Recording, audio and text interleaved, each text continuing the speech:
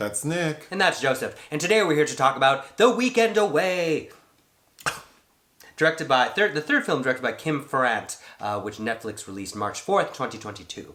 Do we know Kim's other films? Yes, I actually kind of like her debut, which really went nowhere after it premiered at Sundance, called Strangerland, starring Nicole Kidman. I definitely recommend. There are a few scenes that really stick out in my mind from that film that I liked. We reviewed her last film, Angel of Mine, with Noomi Rapace in 2019. Is that about, like, she thinks someone has her kid? Someone does have her kid. Someone has her baby. I don't remember. Which is a remake of what I thought was a superior French film starring Catherine Fro called Imprint of the Angel. But here we are. We decided to watch this film because we received several comments asking us to review it. And whenever that happens, I know there's some bullshit. There's something afoot. Like, people... I always assume that people think the movie's... Like, we're going to talk shit about it. So then I'm usually anxious to watch it. Mm-hmm. This film delivered, but I actually enjoyed it. I enjoyed this film too. It's out of control. It's a pulpy B film. Yeah. It's out of control, but I think it's a great, like, Friday night at-home streaming kind of film. Yeah. It's a thriller, a suspense thriller, I guess. It's kind of in that Amanda Knox vein of things. It felt like it, yeah, if Dateline started doing like pulpy serials. Well, it was written by Sarah Alderson, who I believe also wrote the script, and she has a lot of similar mystery and YA novels. Oh. So, and it feels very much like that. Okay, the basic story is Leighton Meester plays a character named Beth. Mm-hmm. Okay, Beth is an American who's lived in London for a long time, and she decides to take a weekend trip to Croatia to visit her best friend, Kate. Played by Christina Wolfe. She gets there, and we find out that Kate is in the midst of a divorce from her rich ex-husband, so she's balling out in Croatia, and Beth is having marital problems. She just had a baby, and it seems like her relationship with her husband, there's something off. Well, they haven't had sex in a year, she reveals, which, as we learn more information, that scene kind of takes on... A year does seem like a long time. It does, but when we find out what's going on, that scene kind of... I remember my mind going back to that scene being like, ooh, there's some awkward tension then. Yes, there is. No, just kidding. Well, because of what Beth finds out. Right, yes. So, the first night there, they go out to dinner. Super expensive dinner, and the credit card declines. Raw oysters. There are so many red herrings in this movie that it's not possible there could be more. But, to wrap it up, they go out, have a good time. When Beth wakes up, she doesn't find her friend. Her friend's missing. And they had plans that day. So she goes to the police. The police person is being very dismissive of her claims. So she, with the help of a taxi driver, go looking for her friend. Ultimately, we find out Kate is dead. They found her floating in the ocean. All signs lead to everyone.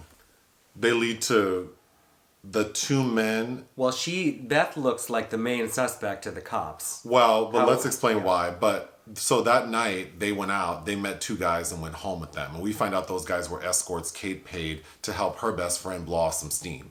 So of course they're suspects. Then we find out that Kate was cheating, Rob, Beth's husband, was cheating on her with her best friend Kate. Mm-hmm. And Beth finds out because she has Kate's phone and unlocks it. And okay.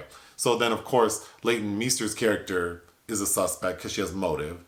Then it's like the taxi driver, where we find out is part of some organized crime syndicate because he's like a refugee. He's a Syrian refugee, yeah. So then we think it's him. But ultimately we settle on that detective who Beth went to for help, who was dismissive of her. Pavić. We find out that he made a pass at her.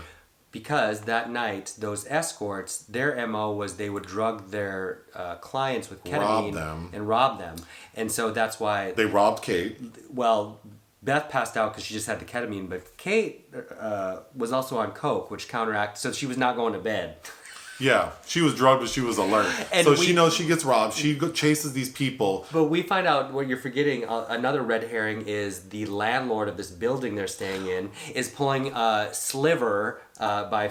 He's pulling a Stephen Baldwin. Yeah, by he has cameras everywhere. We need to get into all of that quickly, but to wrap it up, we are told, like, the end of the movie is like, oh, this police person killed Kate because he made a pass at her and she rebuffed him. And there's footage of it, but the footage is vague because it's just a man looking like he's like strangling her. But they also have footage of him, that cop, dropping her back off at where she's staying. Her home. Okay, but the final scene of the film is now, Beth has decided to leave her husband because he cheated on her. She had a connection with this taxi cab driver who's a very sweet man, and he's a widower. So they're going to meet for a date. So she's dropping the kid, their newborn baby, off at the dad's house when she's digging through his stuff trying to find her spare car key and finds something that belonged to Kate that she was given the day she died. A bead.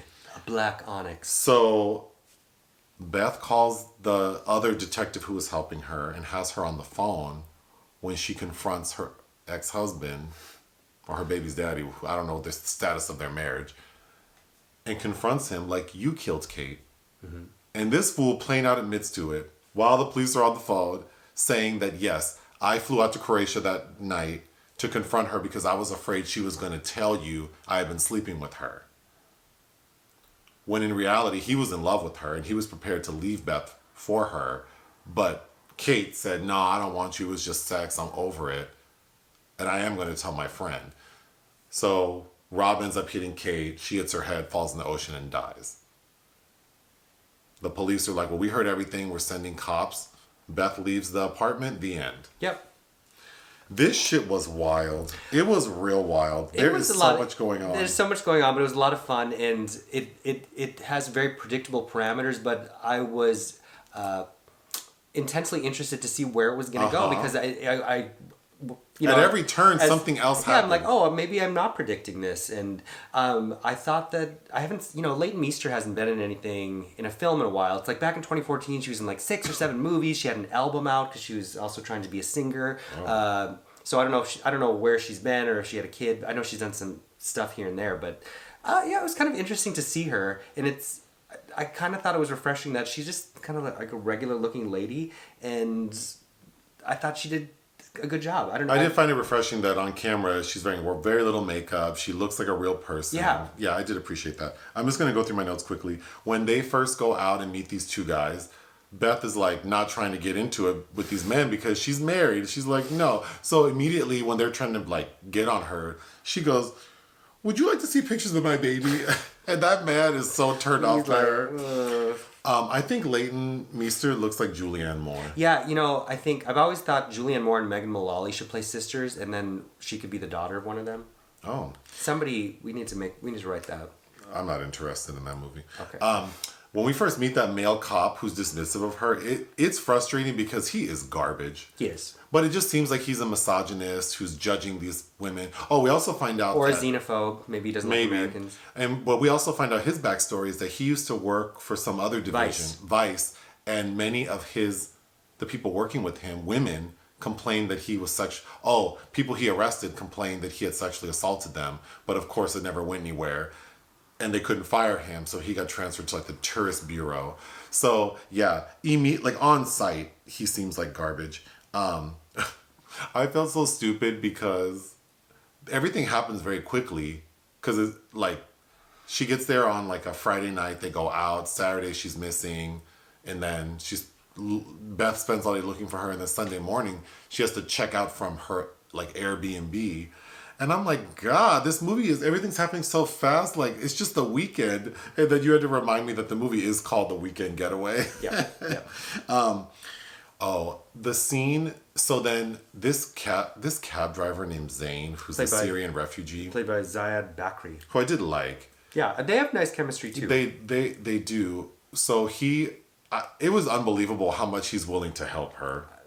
Especially because he says, like, I'm here, like, I could get my visa revoked. I cannot get in trouble. Why are you helping this? Why are women in trouble or nothing but trouble? This is true. But so I don't know why he thought that he would help this girl. Well, I think it comes to, he keeps saying, you remind me of my wife, who was very trusting of people. So I got the sense that he was maybe attracted to her, which, a man attracted to a woman is willing to, go to great lengths, I suppose. It wouldn't be me. So he sets it up so he calls like the escorts saying like, oh, we need your services for tonight, meet us at this restaurant. And when the escorts show up to the restaurant and they see Leighton Meester's character sitting there, they make a break for it. I thought that shit was funny. And the cab driver chases them down and one of them and then like strong arms him for information. It was shot by Noah Greenberg, who also did the recent Lizzie Borden film with Chloe Sevigny and Kristen Stewart. And I think it looks well enough. It looks like sun-dappled Croatia, looks lovely. I do think that the action scenes where people at the chase sequences did look a little, I don't know. What's the movie with Denzel Washington's son where he's in Greece? Oh, I'm forgetting the name of that now. But yeah, with John David Washington that we reviewed. It's not bad like those chase scenes. No, not like that. But it feels a little chintzy. Yeah. Okay. This is just a question. Like, I don't know. If I were... Would you have stayed in Croatia? If that was her best friend. So yes, I think that... And then she became a suspect, and they take her passport. So it's like she was stuck. But yeah, of course. If you're watching this and you consider me your friend, and we go out of town for the weekend, and you're on some bullshit where we go out and we get into an argument, and you leave me to go hook up with someone, and the next day you don't show up to our hotel, and I have to check out. Yeah, but I think it's different for gay men than it is for women. Like it's clearly something happened to her. Sure. Like gay men kind of, screw their friends over. And it would depend on what I have going on the next week. Of course. And what the rates are to stay in this hotel longer. I think this film was deserving of a better title. That doesn't do much for me, but... I thought a good scene was when Beth has Kate's phone, but, she has to unlock it with her face. So she asked that bullshit-ass detective, like, can you take me back to the morgue? I want to say goodbye to my friend one last time, because Beth does go to identify Kate. She goes, and then she, like, discreetly, like, puts the phone up to Kate's dead face. I thought that was a fun scene. Mm-hmm. Or also when Leighton Meester's getting hit on by that, because she has to check out, and the landlord's like, well, you can stay in my place, because I have a private room. The landlord was creepy. He reminded me of Adam Driver. And he seems like it's just every character in this, the more I think about this movie, I really do like this style of storytelling, because it's just like every character is like pointing me in a different direction. So that, yeah, like you said, up until the very end, I wasn't sure what was happening. And it kept me very engaged. But this landlord, yeah, he was a creep. He had cameras everywhere. And then when she finds out, it's very much like Sliver, where she goes to his little control room and sees everything that happened. Do you remember the end of Sliver? Sliver has an alternate ending that we haven't watched that's on YouTube. Sure. That involves a helicopter getaway. Which is much more exciting than what it was. Yes. Do you remember what? No. It's Sharon Stone going, grow up, and walking away. Okay, Leighton Meester's character, the one, she did a couple things I wouldn't do, but the biggest thing she did that I wouldn't do is when she realizes that her baby's daddy was responsible for killing her best friend.